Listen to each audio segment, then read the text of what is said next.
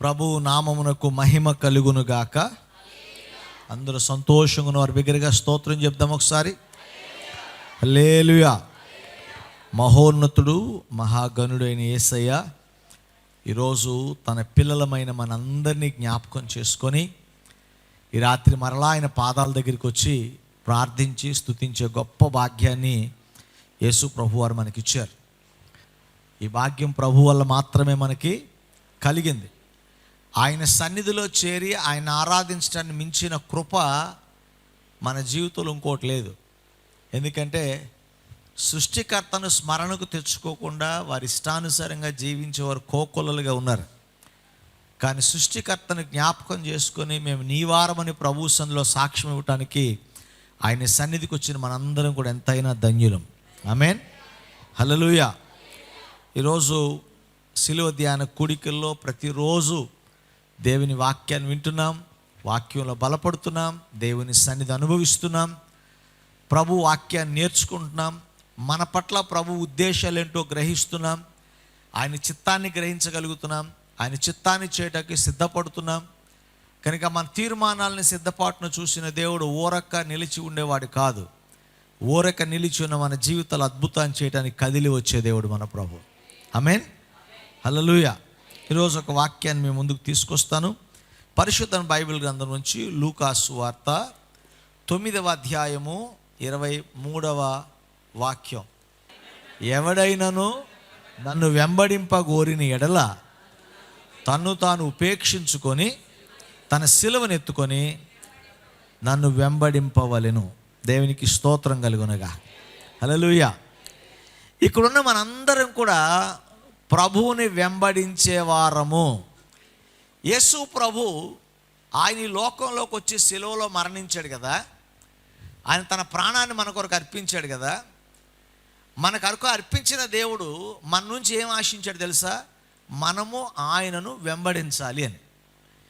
యేసు ప్రభు ఈ లోకంలో జన్మించింది, ఈ లోకంలో సిలువ యాగం చేసింది, మరణించి పునరుద్ధరణ లేచింది. ఎందుకంటే ఆయన నమ్మిన వారందరికీ ఒక రూట్ మ్యాప్ వేయటానికి, ఆయన అడుగు జాడల్లో మనం నడుచుకున్నట్లుగా దేవుడు మనకు ఒక మార్గాన్ని ప్రభు సిద్ధపరిచాడు కదండి. కనుక దేవుణ్ణి వెంబడిస్తున్నాం అనుకునేవాళ్ళు ఒక్కోసారి మనం వెంబడిస్తున్నాం అనుకుంటేనే వెంబడించకుండా ఉండేవారంగా ఉంటాం. అది ఎలా తెలుస్తుంది? నేను చెప్పే మాటలు విన్నప్పుడు ఖచ్చితంగా ప్రభువు కోరుకున్నట్లుగా వెంబడిస్తున్నామా, నువ్వు ఆశించినట్లుగా వెంబడిస్తున్నామా? యోధా ఇస్కరియోతు యేసు ప్రభువుని వెంబడించాడా లేదా? కానీ దేనికి వెంబడించాడు యోధా ఇస్కరియోతు అంటే ప్రభువు ద్వారా వచ్చే ఘనత కొరకు, ప్రభువు ద్వారా తన ఇష్టాన్ని నెరవేర్చుకోవడం కోసం యోధా ఇస్కరియోతు యేసు ప్రభువుని వెంబడించాడు. అవునా? అలాగే యేసు ప్రభువుని వెంబడించినటువంటి వారిలో కొంతమంది ఇలాంటి జాబితాకు చెందిన వారు నేటి క్రైస్తవ సంఘాల్లో కూడా ఉన్నారు. యేసు ప్రభు దగ్గరికి వస్తే బియ్యం వస్తాయి, యేసు ప్రభు మందిరానికి వెళ్తే ఉద్యోగాలు వస్తాయి, యేసు ప్రభు సంఘానికి వెళ్తే పెళ్ళిళ్ళు అవుతాయి. కొంతమంది పెళ్లి సంబంధాల గుడికి వస్తారు, ఉద్యోగాలు గుడికి వస్తారు. వారి అవసరాలు తీర్చబట్టడం కోసం గుడికి వచ్చేవారు చాలామంది ఉన్నారు. ఎందుకు దేవుని దగ్గరికి వస్తున్నామంటే కొంతమంది అయ్యా ఆశీర్వాదం వస్తుందండి, ఉద్యోగం వస్తుందండి, వ్యాపారం వస్తుందండి. నీకేం వస్తుందో దాని కొరకు వచ్చేవాడు ప్రభువుని వెంబడించేవాడు కాదు. కానీ ప్రభువుని వెంబడించేవాడు ఎలా వెంబడించాలట అనేది ఒక మార్గం దేవుడు చెప్పాడు. ఒక లెసన్ ఉంది, దానికి ఒక నిర్దిష్టమైనటువంటి విధానం ఉంది. ప్రభువుని వెంబడించేవాడు, నేను ప్రభువుని వెంబడిస్తానంటే సరిపోదు. ఇక్కడ మనందరం కూడా ఇందాక స్తోత్రం చెప్పేసాం ఆల్రెడీ. ప్రభువుని వెంబడించేవాళ్ళు అంటే అందరూ స్తోత్రం చెప్పారు, 2 చేతులు ఎత్తాం, ఇంకో చేయండి, ఇంకో చేయి కూడా పైకి ఎత్తేవాళ్ళం. అవునా? ఎందుకంటే మనం వెంబడించడం అంటే ఆదివారం గుడికి వస్తున్నాం, దశంభాగం ఇస్తున్నాం, ఉపవాస ప్రార్థన చేస్తున్నాం, ప్రతిరోజు సిలువ ధ్యాన కూడికలకు వస్తున్నాం, వాక్యం వింటున్నాం, యేసు రక్తం చేయం, నాకంటే వెంబడించేవాడు ఇంకొకడు లేడనుకుంటాం. అవునండి? కానీ చూడండి, ఈ 40 రోజులు ఏ గుడి ఖాళీ ఉండదు, ఏ మందిరం ఖాళీ ఉండదు. యేసు ప్రభు సిలువ ఎత్తి అంత ఇష్టం వీళ్ళకి. క్రిస్మస్ కూడా రాని వాళ్ళంతా గుడ్ ఫ్రైడేకి వచ్చేస్తారు అందరూ. అర్థమైందా? మన కోసం పుట్టినోడు కంటే మన కోసం చచ్చిపోయినోడు అంటే ఇష్టం మనకి. అందుకే అందరినీ చంపడానికి పూనుకుంటాం మనం, ఎవరిని బతికించాం మనం. మన క్యారెక్టర్ ఏంటంటే చచ్చిపోయినోడి దగ్గరికి అందరూ వస్తారు తప్ప పుట్టినోడి దగ్గరికి ఎవడో రాడు. అది మనకున్న అలవాటు. ఇక్కడ ఈ మాట మీకు జ్ఞాపకం చేయడానికి ఉద్దేశం ఏంటంటే, యేసుని వెంబడిస్తున్నామని చెప్పుకునే మనందరం కూడా ఎలా వెంబడించాలో తెలుసుకోవాలి. మనకి ఈ మాట తరచుగా చెప్తుంటారు, గుడ్డి ఎద్దు చేలో పడినట్టంట. గుడ్డి ఎద్దు చేలో పడినట్టు అంటే అది దానికి చేలని దానికి తెలిస్తే అది వెళ్ళదు. మనం కూడా కొన్నిసార్లు భక్తి అనుకుంటాం, భక్తిహీనతలో బ్రతికేస్తాం. మనం చేసేది ప్రభువుని వెంబడిస్తున్నాం అనుకుంటాం, ప్రభువుకు దూరంగా ఉంటున్నాం. కనుక ప్రభువుని వెంబడించడం అంటే ఎలా వెంబడిస్తే ప్రభువుని వెంబడించినట్లు, ఎలా వెంబడిస్తే ప్రభువుని అనుసరించినట్లు అనేది కొన్ని విషయాలు ఈరోజు మేము ముందుకు తీసుకొస్తాను. ఎవడైనాను, ఇందులో ఏ రిజర్వేషన్ లేదు. అందు చదువుకున్నోడని చదువు లేనోడని, లేకపోతే గొప్పవాళ్ళని పేదవాళ్ళని ఏ తారతమ్యం, వాడు అపోస్తులుడైనా సేవకుడైనా పరిచారకుడైనా విశ్వాసైనా ప్రార్థన, ఎవరైనా సరే ఎవడైనాను యేసును వెంబడింపగోరిన ఎడల, ఎలా వెంబడించాలి అంటే ఇలా ఉన్నవాడే ప్రభువుని వెంబడించినట్టు అర్థం. ఎలా అంటే మొట్టమొదటిగా తన్ను తాను ఉపేక్షించుకొని, ఈ మాట దగ్గర ఆగిపోదాం ఇక్కడ, అవునా? ఈ మాట తర్వాత టైం ఉంటే రెండో మాటకి వెళ్దాం. మొట్టమొదటి తనను తాను ఉపేక్షించుకొని, ఇంగ్లీష్ బైబిల్లో డినయింగ్ యువర్ సెల్ఫ్ అని రాసింది వాక్యంలో. డినయింగ్ యువర్ సెల్ఫ్ అంటే నిన్ను నీవు పరిత్యజించుకోవటం, నిన్ను నీవు విసర్జించుకోవటం, నీ యొక్క ఆశలు నీ ఆశయాల్ని ప్రక్కన పెట్టడం, దేవుని చిత్తము కొరకు బ్రతకటం, అదే ప్రభు సన్నిధిలో వెంబడించే వాని యొక్క మొదటి లక్షణం. ఏంటి ఆ మొదటి లక్షణం? ఏంటిది? తన్ను తాను ఉపేక్షించుకోవాలి. అంటే తనను తాను ఉపేక్షించుకోవాలంటే ఏంటండి? మనల్ని మనం తీసేసుకోవాలని కాదు, కానీ లోకంపై మనకున్న ఆశలను మనము తీసివేసుకోవాలి. మన బ్రతుకులు మన కొరకు కాకుండా దేవుని కొరకు మనం బ్రతకాలి. మన సంతోషం కొరకు జీవించడం కాకుండా దేవుని సంతోషం కొరకు జీవించాలి. నీ ఆశలు నీ కోరికలు కాకుండా దేవుని ఉద్దేశాలు దేవుని కోరికలు నెరవేర్చడం కోసం మనం జీవించాలి. అది మనల్ని మనం ఉపేక్షించుకోవడం అంటే, అది మనల్ని మనం పరిత్యజించుకోవటం అంటే. కానీ ఈరోజు మనం మన సౌకర్యాన్ని ఏది వదిలిపెట్టాం, మన ఆశలు ఏది వదిలిపెట్టాం, మనకు కావలసింది ఏది, దేనికోసం మనం ప్రభు సన్నిధికి మనం ఏదైనా సరే మనకు కావలసిన దానికోసం ప్రభు సన్నిధికి దూరం అవుతాం తప్ప మనకు కావలసిన వదులుకొని దేవుని దగ్గరికి మనం రాము. కానీ దేవుని వెంబడించేవాడు ఎలా ఉండాలి తెలుసా? ఈ లోకములో ఉన్న వాటిని, లోకము తనకి ఆఫర్ చేసిన వాటిని, తన శరీరానికి సౌఖ్యం అనిపించే వాటిని, తనకు క్షేమం అనుకునే వాటిని ప్రభువు కొరకు విసర్జించి విడిచిపెట్టగలిగిన వాడే ఆయన వెంబడించేవాడు. అలాంటి వాడే ప్రభువుని వెంబడించినట్లు. స్వామి కార్యం స్వకార్యం, ఈ మాట విన్నారు ఎప్పుడన్నా? స్వామి కార్యం స్వకార్యం అంటే రెండు కలిసి రావాలి. మనకి గుడికి వెళ్తే మన పని అవ్వాలి, దేవుని పని కూడా అవ్వాలి. స్వామి కార్యం స్వకార్యం ఇవన్నీ చెప్పుకుంటాక బాగుంటాయి, కానీ దేవుని సన్నిధిలో విశ్వాసులుగా వెంబడించే మనందరం కూడా మనకేం తెలుసా? మనకు ఆ సామెత వర్తించదు. మనకు ఒకటి వెంబడించే వాడికి స్వామి కార్యం మాత్రమే. మన భక్తి అంతా స్వామి కార్యం కోసమే, యేసయ్య కొరకే. నువ్వు సమస్తం విడిచిపెట్టేవాడిగా ఉండాలి. దేవుని వెంబడించడం తేలికేం కాదండి. కొన్ని విషయాలు మీకు జ్ఞాపకం చేస్తాను. దేవుని వెంబడించేటటువంటి వారు తను తాను ఉపేక్షించుకోవాలి, తను తాను తగ్గించుకోవాలి, తను తాను విసర్జించుకోవాలి అనే దాని గురించి మనం వేటిని మనం విసర్జించాలో కొన్ని విషయాలు మీకు జ్ఞాపకం చేస్తాను. కొంతమంది వ్యక్తుల జీవితాలను మీ ముందుకు తీసుకొస్తాను. మొట్టమొదటిగా మనం చూసినట్టయితే పౌలు భక్తుడు. పౌలు తనకున్నటువంటి స్థాయిని దేవుని కొరకు పరిత్యజించాడు. దేవునికి స్తోత్రం కలుగును గాక. మనం ఫిలిప్పీలకు రాసిన పత్రిక 3వ అధ్యాయం 7-8 వచ్చిన చదివినట్లయితే, కావాలనంటే అతిశయించాలంటే అతిశయించే చాలా ఉన్నాయి. యూదామత ప్రవీణుడను, ఇంకా సెన్హద్రిను, సభ్యుడను అని చాలా తనకున్న అర్హతలన్నీ చెప్పుకుంటూ వచ్చాడు. కైనను వీటన్నిటిని క్రీస్తు యేసు కొరకు నష్టముగా నేను ఎంచుకున్నాడు. ఏం పరిత్యజిస్తున్నాడు పౌలు ఇక్కడ? వేటిని విసర్జిస్తున్నాడు పౌలు ఇక్కడ అంటే, తన స్థాయిని, తన స్థానాన్ని, తన ఉద్యోగాన్ని, తనకున్న అర్హతలను అన్నిటినీ ప్రభువు కొరకు నష్టముగాను పెంటతో సమానముగాను ఎంచుకుంటున్నాడు. ఎందుకని?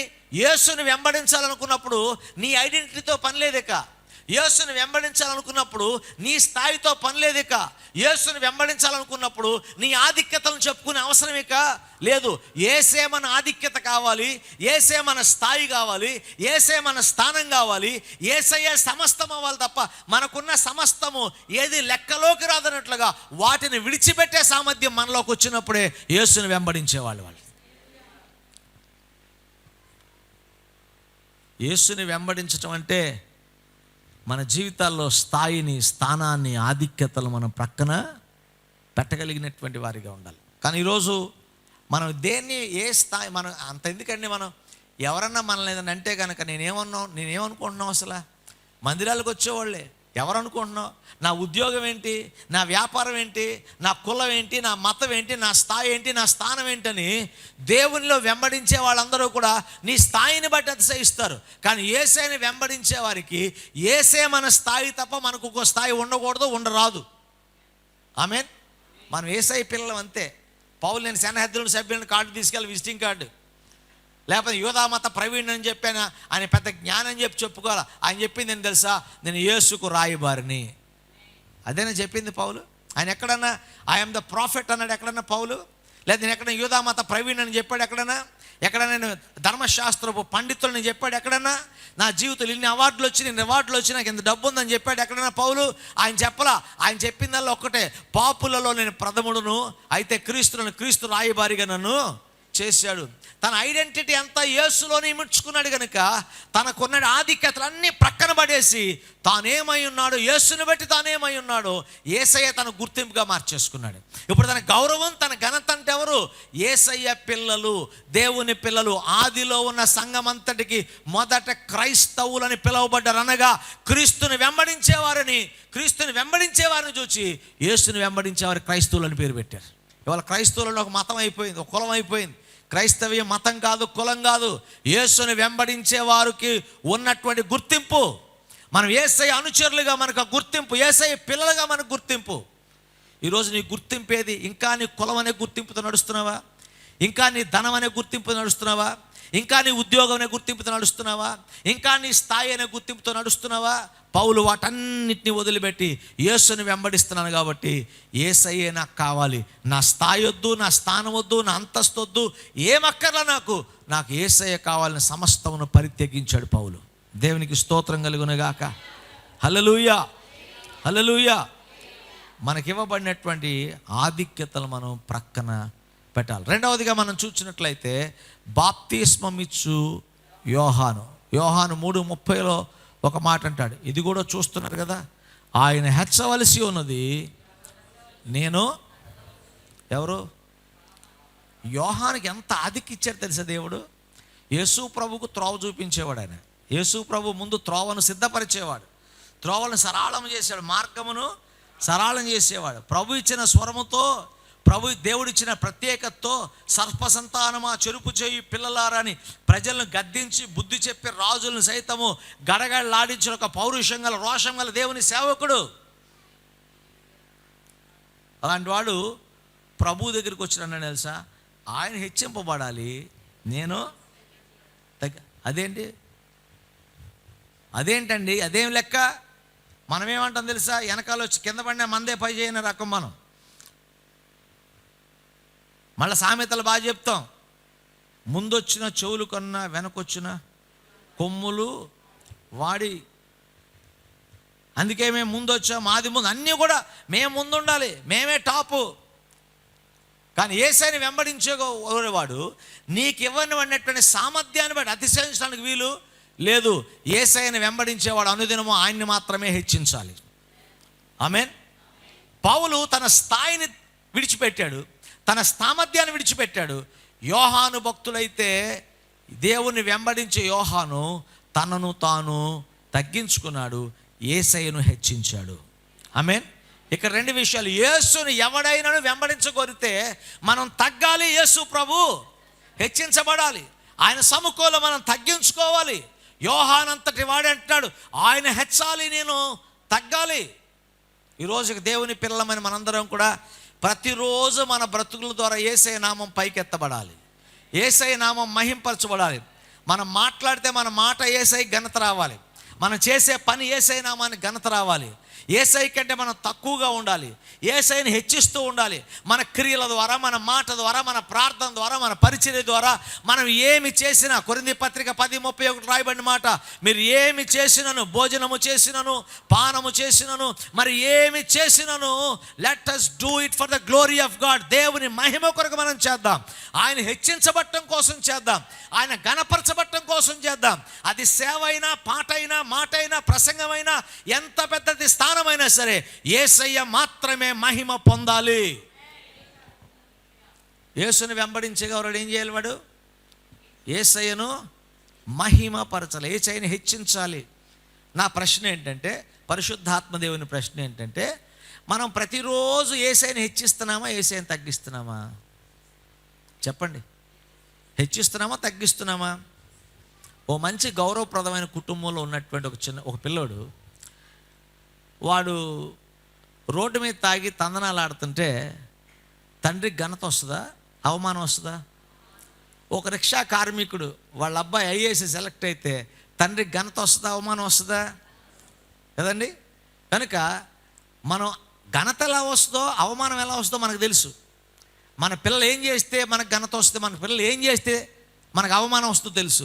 మనం దేవుని పిల్లలం కదా, మరి మన తండ్రికి మనం ఏం చేస్తే ఘనత వస్తుంది, ఏం చేస్తే తండ్రికి అవమానం వస్తుంది, అది యోచించమా? అది ఆలోచించమా? ఈరోజు నువ్వు చేసిన పనులన్నింటిలో కూడా నువ్వు అబద్ధం ఆడుతుంటే ప్రభువుకి ఘనత, నువ్వు మోసం చేస్తుంటే ప్రభువుకి ఘనత, నువ్వు నిర్లక్ష్యంగా ఉంటే ప్రభువుకి ఘనత, నువ్వు అవిశ్వాసంగా ఉంటే ప్రభువుకి ఘనత కాదండి. నువ్వు విశ్వాస సహితమైన జీవితం జీవిస్తే ప్రభువుకి ఘనత, నువ్వు ప్రార్థన చేస్తే ప్రభువుకి ఘనత, నువ్వు ఇతరులకు సహాయం చేస్తే ఘనత, ఇతరులను క్షమిస్తే ఘనత, క్రీస్తుని పోలి నడుచుకునేదే ఘనత, దాతృత్వం కలిగి సహాయం చేస్తే దేవునికి ఘనత. ప్రభువుకి ఘనత వచ్చే కార్యాలు మనం చేయగలిగినప్పుడు యేసును వెంబడించే వారిగా మనం మార్చబడతాం. యోహాన్ అంటాడు, ఆయన చెప్పులు వారు విప్పుట కూడా నాకు యోగ్యత లేదా.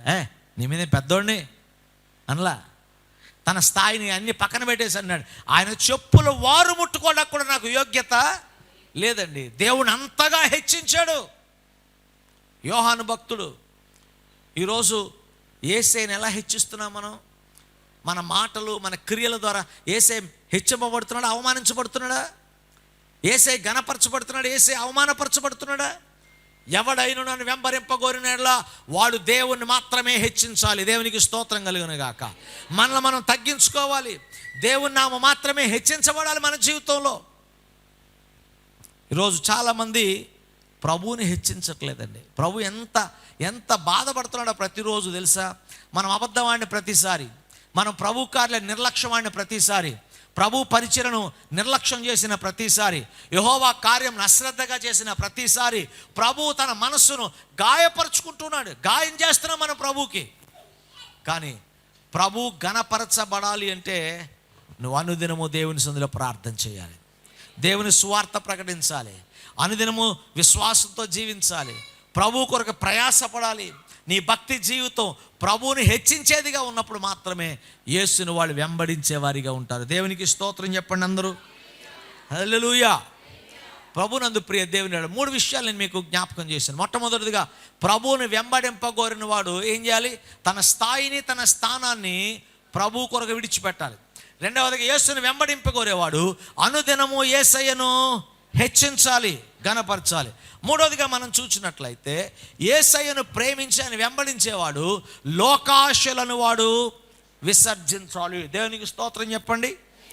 మొట్టమొదటిదిగా పౌలు భక్తుడు ఏమి పరిత్యజించాడు, ఏమి విడిచిపెట్టాడు, లేదా ప్రభువుని వెంబడింపగోరి ఏది తను ఉపేక్షించుకున్నాడు తెలుసా? తన స్థానాన్ని, తన అర్హతలను ఉపేక్షించుకున్నాడు. యోహాను భక్తుడు ఏమి ఉపేక్షించుకున్నాడు? దేవుని ఘనతిచ్చి తనను తను తగ్గించుకున్నాడు, తన యొక్క అర్హతను, తన స్థాయిని తగ్గించుకున్నాడు. మూడవదిగా మనం చూసినట్లయితే హెబ్రీ పత్రిక 11వ అధ్యాయం 24 నుంచి 25 వచనాలు మనం చూస్తే, మోషే పెద్దవాడైనప్పుడు ఐగుప్తు ధనము కంటే క్రీస్తు విషయమనేంత గొప్ప భాగ్యమని ఎంచుకొని అల్పకాల పాపభోగం అనుభవించడం కంటే క్రీస్తు కొరకు శ్రమను అనుభవించిన మేలని అతను అనుకున్నాడు. దేవునికి స్తోత్రం కలుగును గాక. మీ అందరికీ మోషేని గురించి తెలుసు కదా. మోషే జమ్ము పెట్టెలో ఐగుప్తు రాణి గారికి దొరికాడు. ఆ మోషే పేరు పెట్టిన తర్వాత పెంచబడ్డాడు అంతఃపురంలో. కానీ ఒక్కరోజు తెలిసింది ఆయన ఎవరో. కనుక ఇప్పుడు లైఫ్లో పెద్ద ఛాలెంజ్ వచ్చింది ఇప్పుడు మోషేకి. ఏంటంటే, నేను ఇప్పుడు దేవుని ప్రజగా బ్రతకాలా, ఐగుప్తు వారసుడిగా బ్రతకాలా? ఏంటంటే ఆ సవాల్ ఏంటి? నేను దేవుని ప్రజగా బ్రతకాలా, ఐగుప్తు వారసత్వాన్ని కొనసాగించాలా? దేవుని సన్నిధిలో రక్షించబడిన మనందరికీ కూడా దేవుడు మనకు ఒక పౌరసత్వం ఇచ్చాడు. అందుకే పౌలు అన్నాడు, మన పౌరసత్వం ఎక్కడుందట? పరలోకంలో ఉంది. మన పౌరసత్వం దేవుడు ఎప్పుడో రాసి ఇచ్చేశాడు మనకి. మన లేదండి మాకు పరలోకం. ఇప్పుడు ఒక ఛాలెంజ్ ఉంది. ఇప్పుడు మనకేం తెలుసా?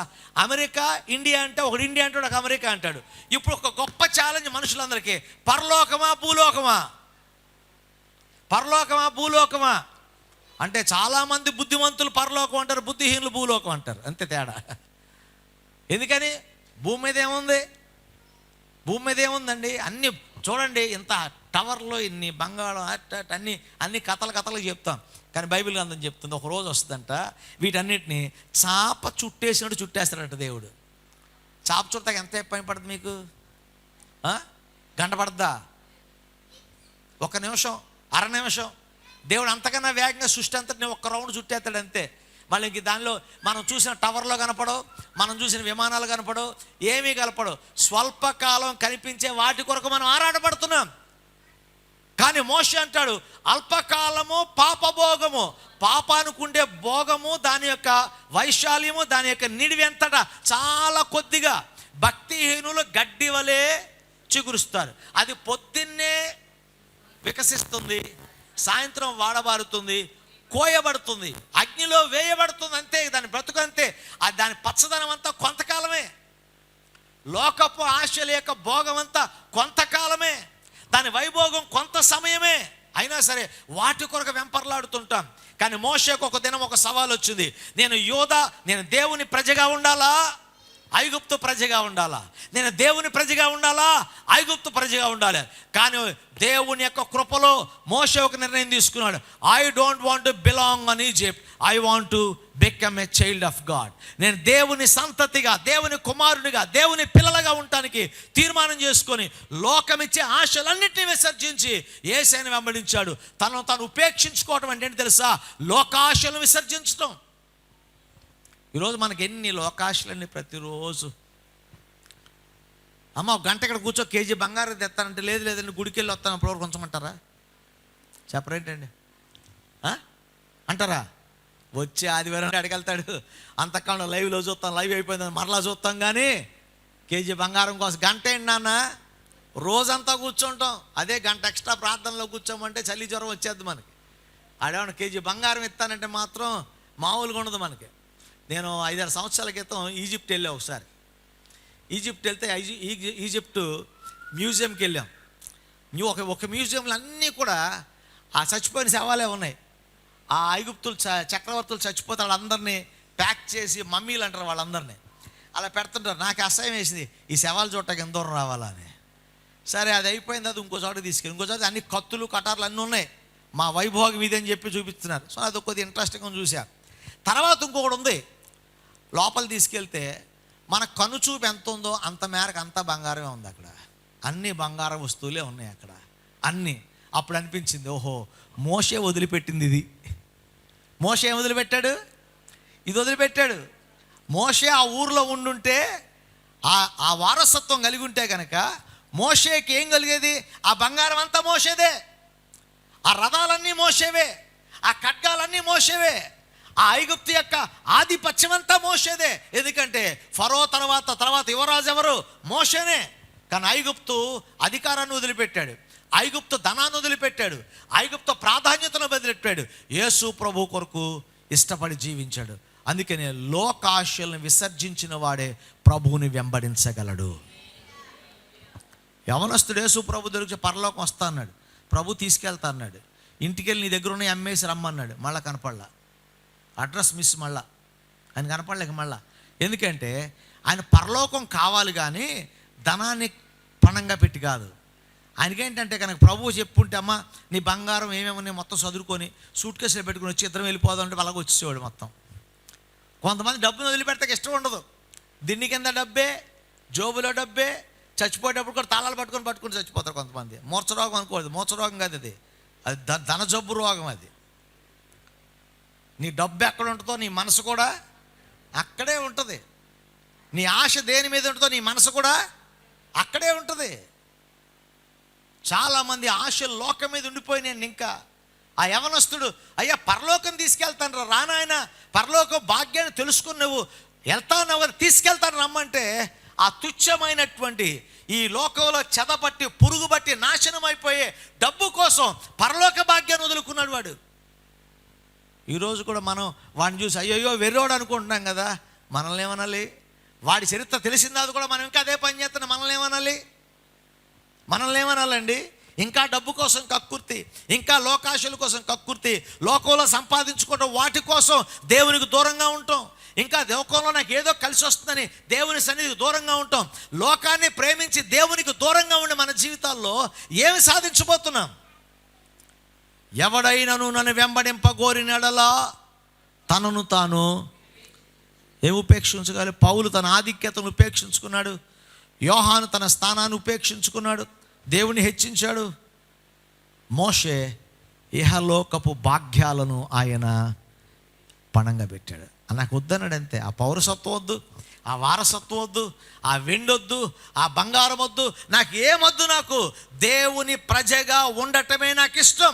క్రీస్తు విషయమై నింద అనుభవించడం నాకు ఇష్టం. క్రీస్తు విషయమై శ్రమ అనుభవించడం నాకు ఇష్టం.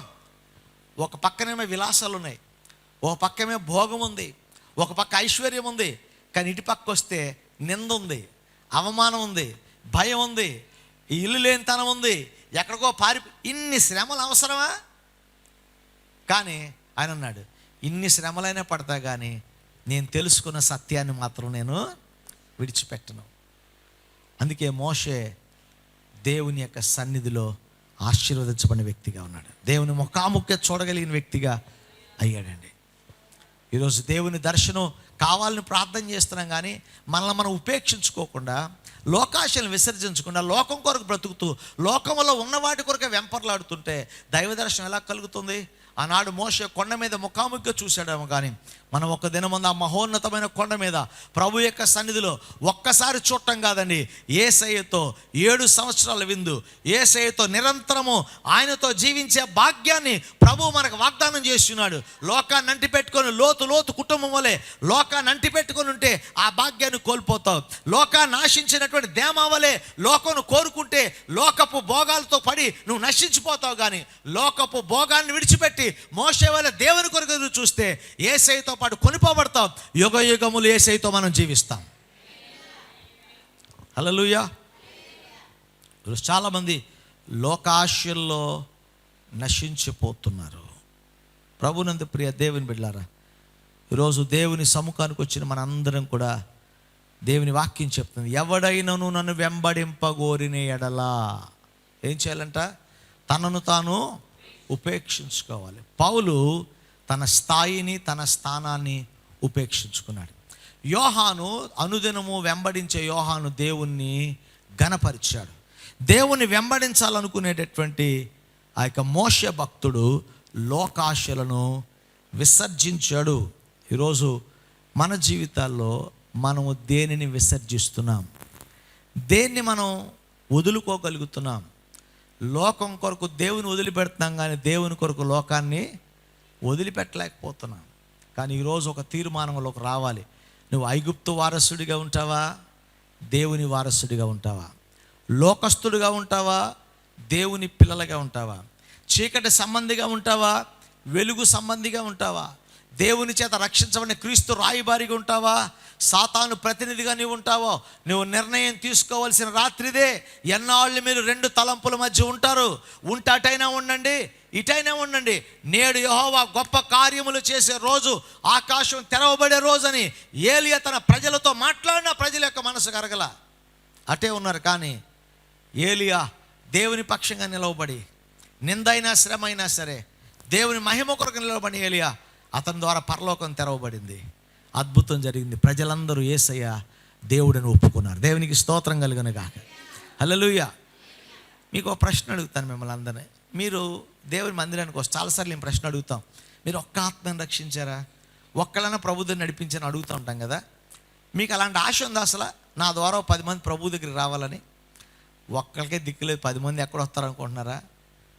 అయితే ఒక అవకాశం చెప్తాను ఇవాళ. అది చేయగలిగితే కనుక 10 కాదు, 100 కాదు, ఊరే దేవుని వైపు తిరిగే అవకాశం ఉంటుంది. దేవునికి స్తోత్రం కలిగిన గాక. అది చేయాలంటే మనం మోషేగా మారాలంతే. మనం లోకాశలను విడిచిపెట్టేసి ఏలియా వలె దేవుని పక్షంగా నిలబడితే చాలు. మన పక్షంగా ప్రజలు నిలబడటం కాదు, దేవుని గ్రహిస్తారు, ప్రభు దగ్గరికి వస్తారు. ఆమేన్. సమస్యలు ఏంటంటే ఆయన వెంబడిస్తాం కానండి, మమ్మల్ని మేమే హెచ్చించుకుంటామండి. మేము ప్రభువుని వెంబడిస్తాం కానండి, మా స్థాయి మా స్థానాన్ని వదిలిపెట్టమండి. మేము ప్రభువుని వెంబడిస్తాం కానీ లోకాశలు మేము విసర్జించమండి, లోకపు అలవాట్లు విసర్జించమండి, లోకమే మాకు ప్రాధాన్యమండి అనుకుంటారా? నువ్వు దేవుని వెంబడించేవ కాదు. ఎవడైనను ఆయన వెంబడింపకోరిన ఎడల ఏం చేయాలి? తనను తాను ఉపేక్షించుకోవాలి.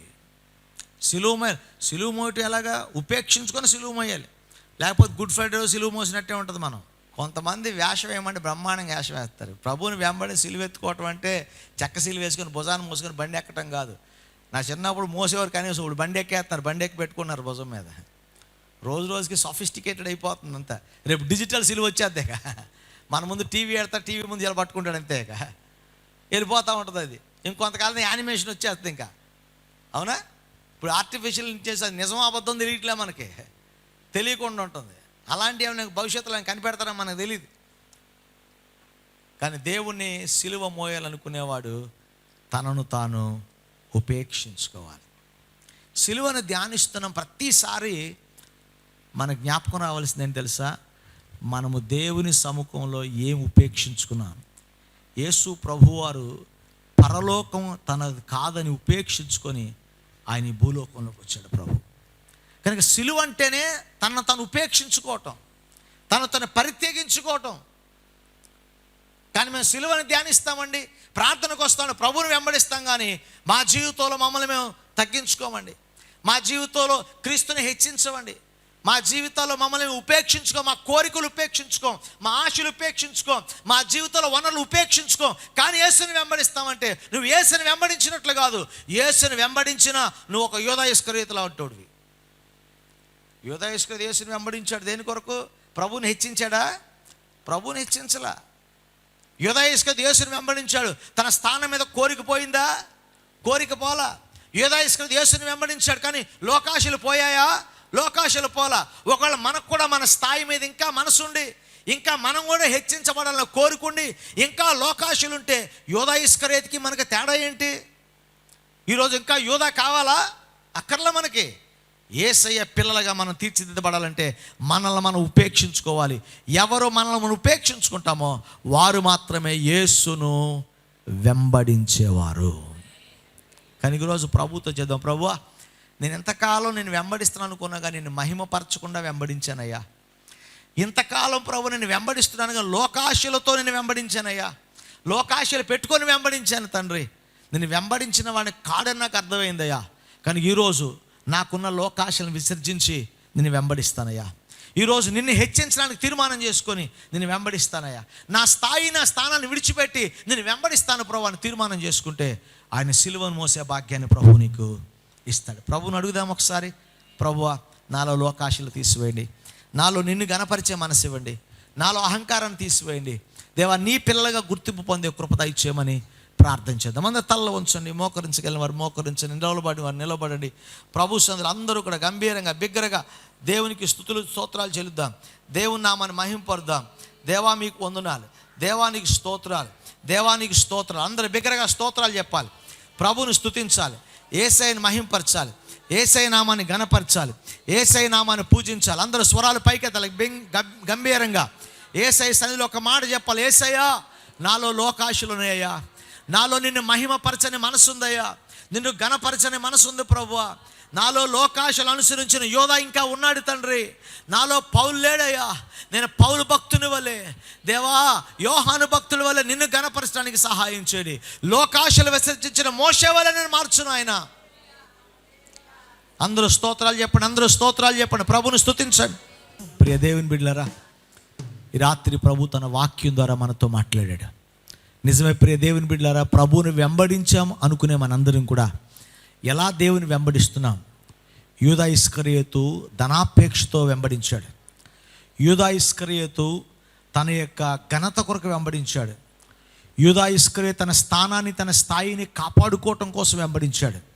కానీ ఈరోజు దేవుని పిల్లలమైన మనము పౌలు వలె తన స్థానాన్ని విడిచిపెట్టి యేసుని వెంబడించాలి. మోషే వలె లోకాశలను విడిచిపెట్టి దేవుని వెంబడించాలి. యోహాను భక్తుడు బాప్తిస్మం ఇచ్చి యోహాను వలె దేవుణ్ణి మాత్రమే హెచ్చిస్తూ మనం వెంబడించాలి.